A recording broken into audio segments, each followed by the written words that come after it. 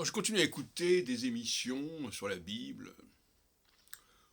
Par exemple, je m'aperçois que on se perd dans les détails et qu'on n'a pas les structures, les scénarios fondamentaux en tête. Alors, évidemment, il faut un art particulier pour débroussailler tout cela, c'est évident. Faire la part des contrefaçons, faire la part des points de vue des uns et des autres qui s'opposent, qui se contredisent, qui se croisent. Et il faut avoir une formation particulière. Depuis longtemps, je dis que quand on veut étudier des textes, parce qu'évidemment, il s'agit d'étudier des textes, il faut avoir une formation dans le domaine des contrefaçons, des choses antidatées, des choses interpolées. Et que si on n'a pas cette culture et cette formation, eh bien on est bien démuni. Et ce que je constate quand j'écoute des propos des uns et des autres sur, par exemple, l'affaire de Jacob et d'Ésaü, alors on ne prend même pas connaissance des enjeux qui sont sous-jacents. Alors je voudrais vous parler de la question de la Nouvelle Alliance. Vous savez que c'est un point essentiel, la Nouvelle Alliance. Et comme dans toute enquête policière, quels sont les mobiles pour introduire cette théorie?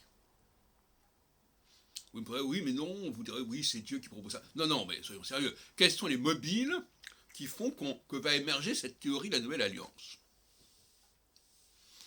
Un peu de... C'est curieux parce que dans les enquêtes policières, on est tout à fait conscient qu'il y a des manipulations, qu'il y a des intérêts, qu'il y a des mobiles, etc. Et quand il s'agit d'étudier des textes comme la Bible, alors là, tout est clair, c'est Dieu qui a décidé ça, ou bien les choses se sont passées comme ça, on vous raconte ce qui s'est passé. Généralement, quand on ne connaît pas les mobiles et les motifs, on est tenté de dire c'est comme ça. Soit on est dans le subjectif et les gens ont des raisons précises de dire les choses, ou alors quand on ne connaît pas ce subjectif, on bascule dans l'objectif en disant de toute façon ça s'est passé comme ça, donc il ne pouvait pas ne pas le dire. Passer dans le domaine de l'objectif dans ce domaine-là, c'est un constat d'échec, tout simplement. Donc, les raisons sont liées à la problématique du pardon.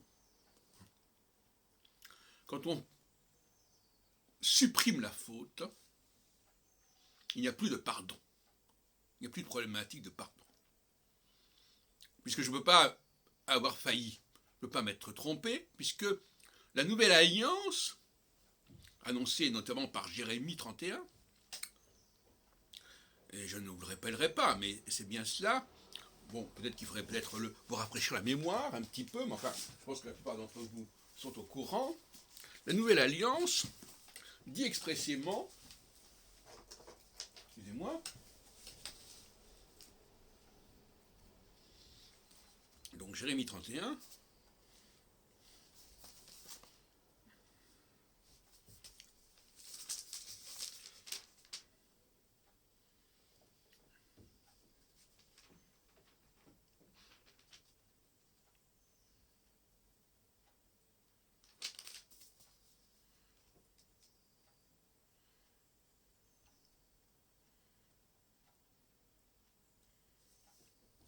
alors voilà, au verset 31, justement, 31.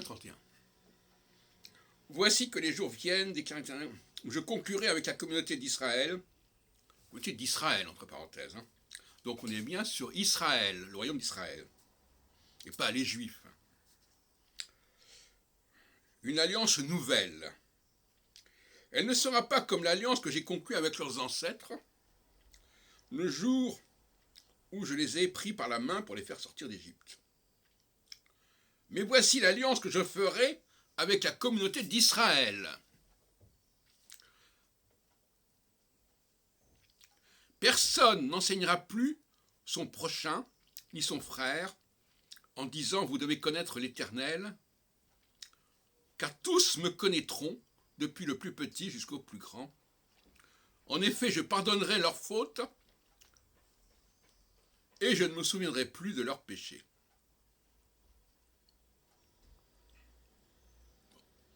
On pourrait continuer là-dessus. Tout y est, le pardon. Les Israélites rêvent d'une nouvelle alliance qui efface complètement les fautes. Et je rappelle quand même la rencontre entre Jacob et Ésaü quand il est revenu du nord. Il était déjà au nord, Jacob, à l'époque. Et le royaume du Nord, là, il revenait encore plus au nord de Haran, etc. Il veut se faire pardonner, et pour se faire pardonner, eh bien, il offre à Ésaü énormément de bêtes, de bétail. C'est ça qui est le moteur de tout le comportement des gens à la solde du royaume du Nord, du royaume d'Israël, du royaume de Jacob, du royaume d'Éphraïm, qu'on l'appellera comme on voudra. Bon. Donc, et je terminerai encore autre chose, à savoir que si Jésus a pris en main, plusieurs siècles après avoir lu Ézéchiel, à mon avis, Ézéchiel, c'est la clé d'inspiration de Jésus, ou de ceux qui le mettent en scène. Jésus reprend Ézéchiel dans l'idée de rassembler, d'extraire des nations ces Israélites qui, après plusieurs siècles, parce que n'oublions pas que le royaume d'Israël il a été détruit en moins 722, c'est-à-dire 8 siècles avant Jésus. Bon, il faut les rassembler à nouveau. C'est une sorte de sionisme. Voilà, le sionisme de Herzl ne fait que reprendre la problématique d'Ézéchiel et donc de Jésus. Parce que Jésus, lui, il s'était engagé à rassembler les tribus perdues d'Israël, comme il appelle ça. Et perdues, c'est pas dans le sens moral, en disant oui, mais les Juifs étaient perdus, etc. Non, ils étaient perdus, ils étaient dispersés. Et Ézéchiel le dit clairement. Bon. Donc voilà une petite leçon que je voulais faire. À bon entendeur, salut.